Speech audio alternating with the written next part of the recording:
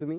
पण मित्रांनो, शेळी पालनामध्ये विमा काढून घेणं हा खूप महत्त्वाची गरज आहे. कारण कधी काय होईल याचा काही भरोसा नाही आणि शेळ्यांचाच नाही तर तुमचा स्वतःचा पण विमा तुम्ही असून द्या, हेल्थ इन्शुरन्स असून द्या, जेणेकरून तुम्हालाही कधी गरज पडली तर त्याचं काम येईल. त्यानंतर मित्रांनो, शेळ्यांचा विमा कसा काढायचा?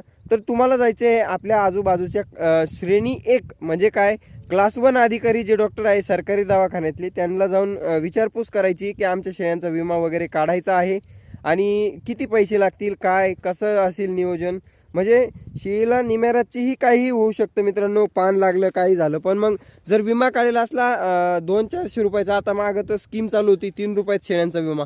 पण आता ती चालू आहे की नाही ते सध्या तरी काही सांगता येणार नाही, कारण टप्प्याटप्प्यात आता आमच्या क्षेत्रामध्ये ती आली नाही अजून. आमच्या बाजूच्या क्षेत्रामध्ये चालू होती, बाजूच्या पंचकृषीमध्ये. जेव्हा आमच्याकडे येईल तेव्हा मी 100% काढून घेणारच. पण आता मी स्वतःच्या स्वखर्चातून शेळ्यांचा विमा